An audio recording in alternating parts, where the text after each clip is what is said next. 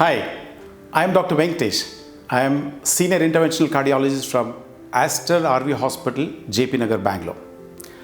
Welcome to Good Heart, Bad Heart.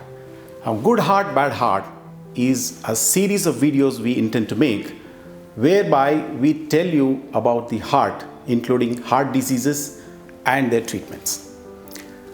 Today, we are going to talk about an important problem called atrial fibrillation. Now, what is atrial fibrillation? It is an arrhythmia. Now, the heart works as a pump and it beats in a rhythm. And whenever there is an abnormality of the rhythm, we call such disease as an arrhythmia. Now, atrial fibrillation is the commonest arrhythmia we encounter in clinical practice. It's the commonest arrhythmia in the world. Now, what happens in an atrial fibrillation? Now, as we know that from this diagram you can see that whenever there is a heart contraction, the upper chamber of the heart has some electrical activity. That is called as a P wave, and following that there is another wave called QRS complex, which is the electrical activity of the lower chamber. Now, in a normal heart, what we call as the sinus rhythm, the P wave is followed by a QRS complex, and this is called as a normal sinus rhythm.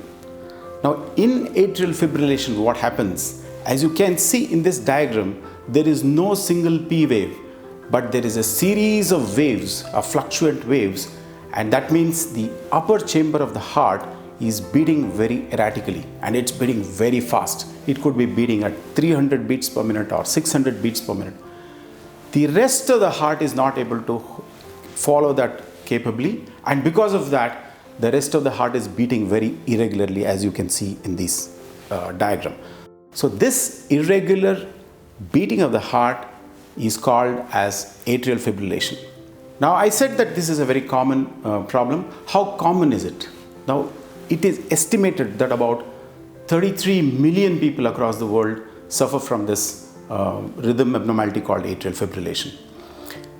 If you take a population, about 1% of all people suffer from this atrial fibrillation. In India, we estimate that about 0.6% of all people may be suffering from it.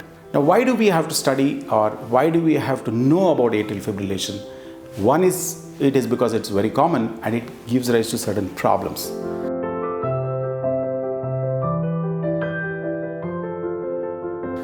What problems can it give rise to?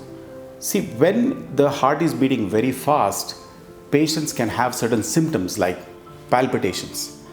But more importantly, as I said, the upper chamber is not beating properly. So a part of the function of the heart is lost. Because of that, patients can get symptoms like tiredness and breathlessness. And on the other hand, because the heart chambers are not pumping very well, clots can form inside the heart, and because of that, the patient can end up with a stroke. Yes, I am talking about a brain stroke, or what is called as a cerebrovascular accident. So atrial fibrillation by itself can give rise to some symptoms, but it can also lead to strokes.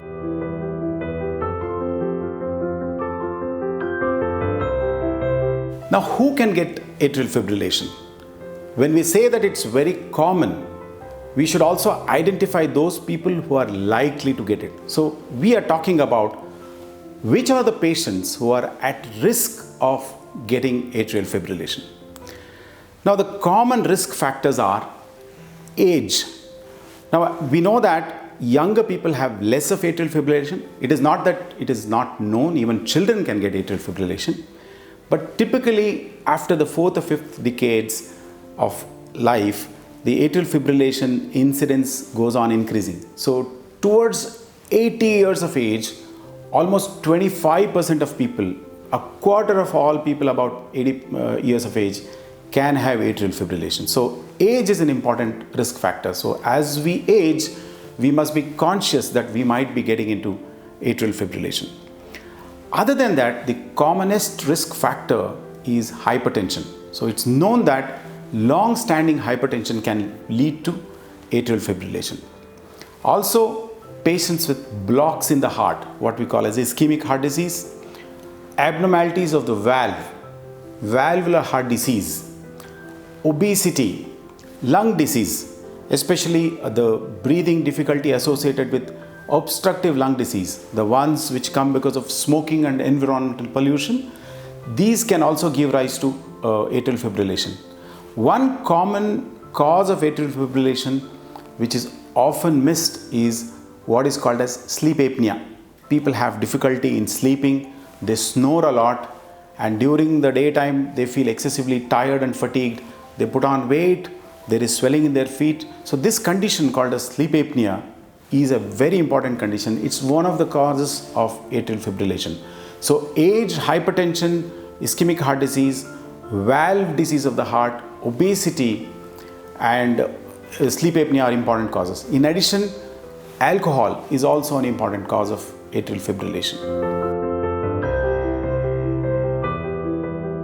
Now, once a patient gets atrial fibrillation, what kind of symptoms we can have? So there are three different types of atrial fibrillation. One of them is episodic. It comes and goes off. Sometimes it goes with treatment, but it is not there all the time. It comes and goes. It is called as paroxysmal AF. Once in a year, a few months, it suddenly appears, patient feel excessive palpitations, tiredness, and either the problem goes away by itself or the patient goes to a doctor and it is treated. Then there is something little more persistent. It is also called as persistent atrial fibrillation, that it is there for a longer period of time. It comes but it doesn't go and it stays on for some time. And when it stays for a long time, more than a year, 2 years, it is called as chronic atrial fibrillation. Now out of these, palpitations is an important symptom, especially in the patients with paroxysmal or persistent atrial fibrillation. Whenever the abnormality suddenly comes, or when the pulse, which was reasonably under control, becomes faster, patient can experience there is a faster beating of the heart. That is one of the symptoms of atrial fibrillation. Some of our patients have what we call as heart failure. The heart is not pumping enough oxygen for the body as per the body's requirement. Now, when a patient of heart failure is there and suddenly that patient develops atrial fibrillation on top, their symptoms can get worse. Typical symptoms of heart failure are breathing difficulty and swelling in the feet. Now, when a patient of heart failure develops atrial fibrillation, the patient can have worsening of the breathlessness and worsening of the leg swelling. So this aggravation of or worsening of symptoms of heart failure is another important symptom of atrial fibrillation. But the most important one, the most important problem associated with atrial fibrillation, as I previously mentioned, is development of stroke.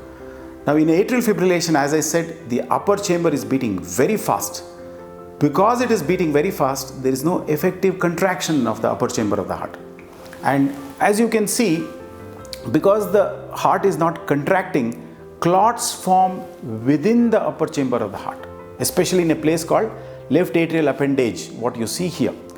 Now that clot is free to move, and sometimes it comes out of the heart. And when it comes out of the heart, it can go to various parts of the body, but most commonly it goes into the brain. And when it goes into the brain, it causes strokes. It could be sometimes a paralytic stroke, sometimes massive strokes can happen. So strokes are not only a symptom, it's one of the most dreaded complications of atrial fibrillation. How do we diagnose atrial fibrillation? Now, clinically, when a doctor or a nurse examines a patient, they can feel the pulse and decide whether the patient may be having atrial fibrillation or not. Normally, as you see, the pulse is regular. In atrial fibrillation, this regularity is lost and the pulse becomes irregular.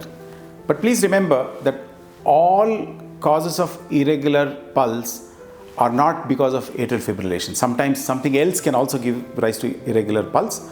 Therefore, once a pulse is felt and atrial fibrillation is suspected, we have to perform an ECG to diagnose atrial fibrillation. The ECG clearly shows that there is atrial fibrillation. Sometimes the patient is having what I said earlier, paroxysmal atrial fibrillation. The atrial fibrillation is there when the patient is having palpitations. By the time they reach the doctor, the palpitations is gone, the ECG is done, the ECG looks normal. Now, in these cases, checking the pulse or doing an ECG may not be useful. So we need to have a longer term recording. There are recorders which can be put onto the body for 24 hours or 48 hours, sometimes even for a fortnight, and in rare cases even for months together. So such longer term recordings can be done of the heart rhythm and we can diagnose atrial fibrillation. But most commonly, ECG is the test that is done to diagnose atrial fibrillation. A common test which is performed in patient of atrial fibrillation is called as echocardiogram. It tells us the status of the heart, whether it is pumping normally or its power of pumping is come down, or if the valves are working well or not. Is the patient suffering from a block somewhere? Has he had a heart attack before? Has he or she had a heart attack before? All of this can be made out by using an echocardiogram. So these ECG and echocardiogram are probably the basic tests which are performed during the diagnosis of atrial fibrillation.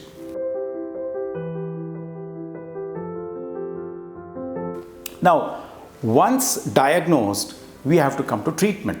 Now, treatment has several components to it. So, one of them is treatment of the palpitation. So, we know that the patient has come to us with palpitation. How do we relieve the palpitation? Is by slowing down the heart. Now, there are two ways of doing it.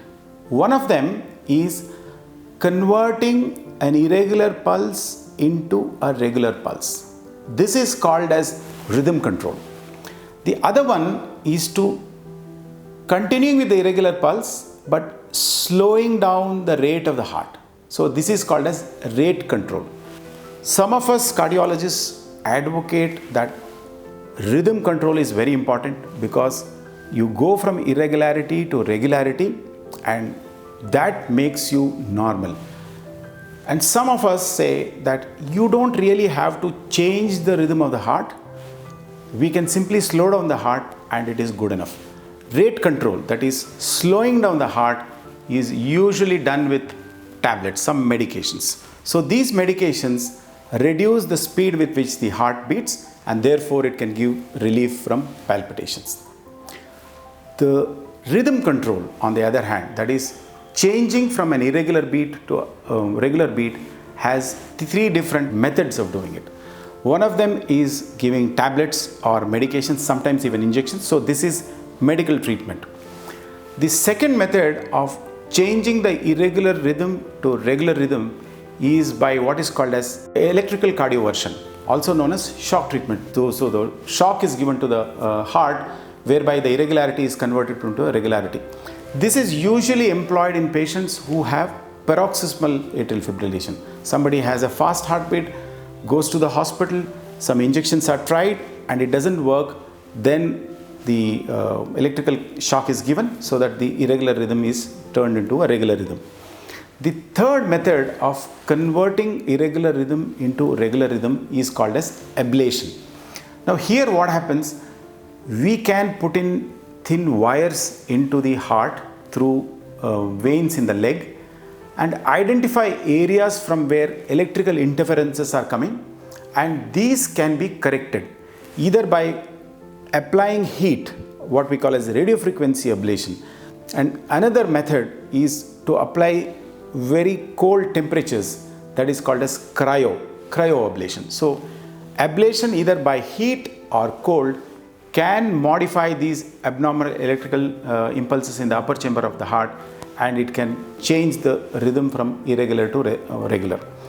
Now, this is an invasive procedure, has its own advantages and disadvantages, and whenever a patient has atrial fibrillation and significant symptoms, we do talk about ablation, especially if medical treatment is not working for them.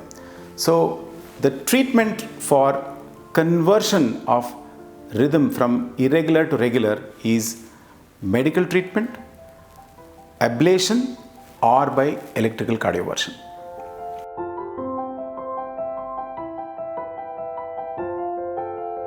The most important part of treatment of atrial fibrillation does not pertain to treatment of the rhythm or rate itself.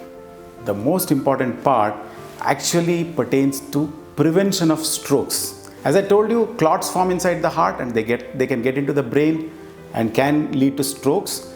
So prevention of a stroke or stroke prevention in atrial fibrillation is a chapter in itself.